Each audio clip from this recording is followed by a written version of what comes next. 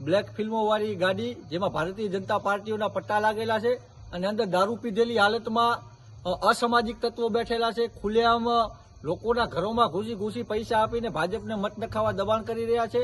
આની એસપી સાહેબને, આઈજી સાહેબને, પીઆઈ સાહેબને અનેક વહીવટી તંત્રને આની રજૂઆત કરી, પણ કોઈ જાણે આખું પૂર્વ કચ્છ પોલીસ તંત્ર જાણે ભારતીય જનતા પાર્ટીના એક કાર્યકર તરીકે કામ કરતું હોય. ખાલી એમને ભાજપના પટ્ટા જ નથી પહેર્યા, બાકી તો કૂતરાઓ જેવા પટ્ટા તો પહેર્યા જ હોય એવું લાગી રહ્યું છે. કોઈ પણ પ્રકારનું આમાં ધ્યાન દેવામાં આવતું નથી. હું રાપર શહેર કોંગ્રેસ સમિતિ પ્રમુખ છું ને વોર્ડ નંબર 2 નો ઉમેદવાર પણ છું.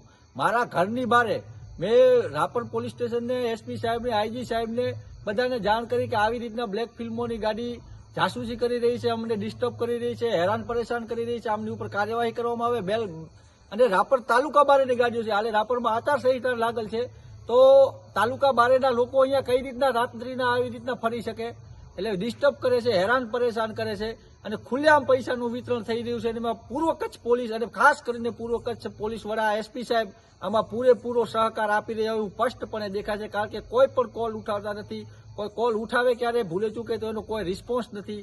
આવી રીતના આવા અસામાજિક તત્વો, આવા ગુંડા તત્વોએ આખા રાપર શહેરને બાનમાં લીધેલું હોય, જેમાં પોલીસનો પણ પૂરેપૂરો સહયોગ હોય એવું સ્પષ્ટપણે જણાઈ આવે છે.